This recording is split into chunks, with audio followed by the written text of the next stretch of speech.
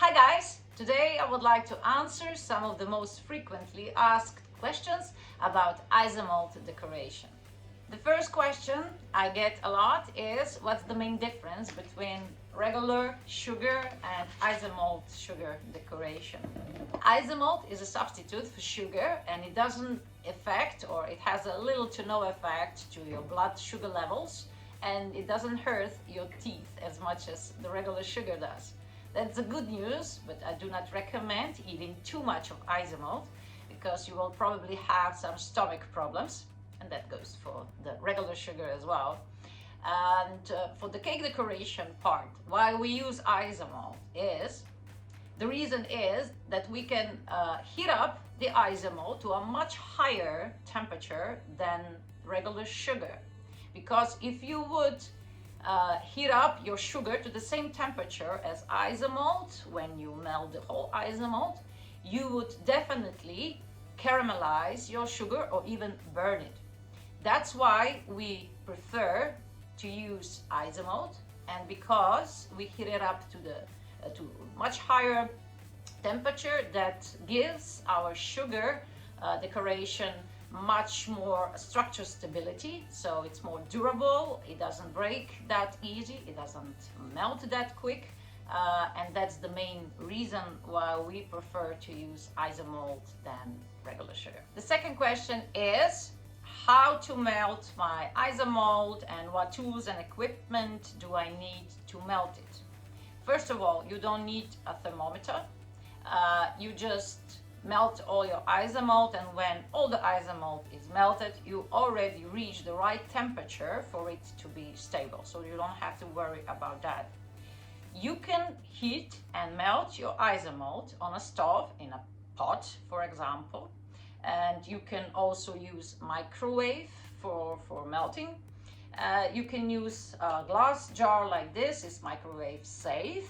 You can do all of that, but the problem with stove and with that pot and with this jar is that it's very difficult to clean afterwards. So when you melt your ISOMALT, you pour it out, make your cake decoration, and all the leftovers are in here, you have to clean it. So you put some boiling water inside and you wait for it to melt and all good. But then you can't do this like I do with my silicone mold. This is just a small one. You can buy some large ones. It would be better if you have a little more space and room. And the beautiful thing about this silicone mold is that afterwards, when I pour it out and I have leftovers inside, I just wait for it to harden and then I pop it out and I can reuse all my leftovers. And that brings us to the third question. Can I use my leftovers? Yes, you can, if you don't already melt it with boiling water inside the jar. So you just pop it out and you store those leftovers in an airtight bag, and you can melt it the next time you need it. Your fourth question about ISOMALT decoration is, can you add flavors to your ISOMALT? Yes, you can. You can add extracts or candy oils like they do for making candies and lollipops. And now for the fifth and the final question that I get, and I get that question a lot, believe me. This is the most common question that I get.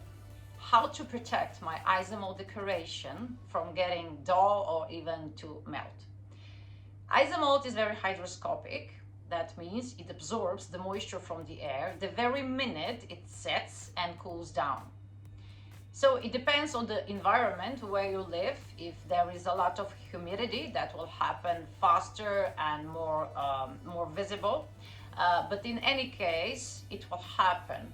The ISOMALT will absorb the moisture from the air and it will get dull in color. It won't be shiny anymore. And also it can melt eventually. So how to prevent that? You have to protect it from the moisture. So you have to glaze it somehow, seal it, so it doesn't get affected by the moisture. The way you can do that is by, this is edible glaze. I have different kinds, it doesn't matter. Two are in Slovene language and one is in English. What this is edible shellac glaze. Shellac is produced by some insects, by the resin that those insects make. So it's supposedly vegetarian, but it's not for vegan. This is all edible. There are different kinds of shellac that we use. Ones are for protecting the furniture and etc. But this is food safe one. That means it's the same base shellac, but for all the furniture and for the wood, they add some different ingredients that make that shellac toxic. But this one is edible. It only has some shellac inside and some stuff to make it spray, but all edible, so no worries. They use those edible sprays for, you can see in this picture, for pralines, for chocolate, for sweets, for candies, for lollipops, all of that.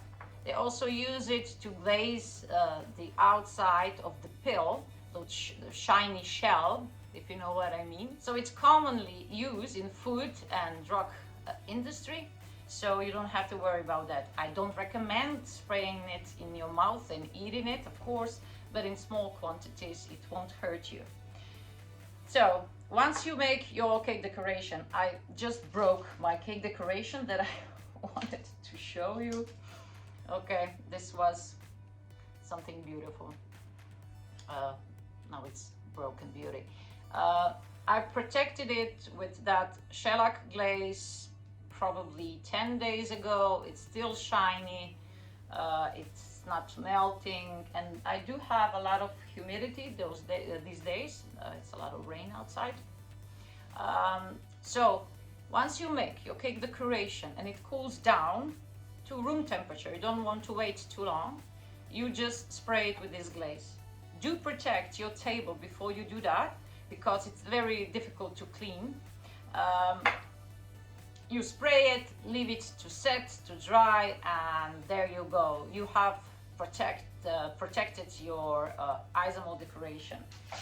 If you would like to make those ISOMALT decoration in front of time, you can make it many months before. The expiration date is like for candies and lollipops, so it will last very, very long if it's well protected, of course.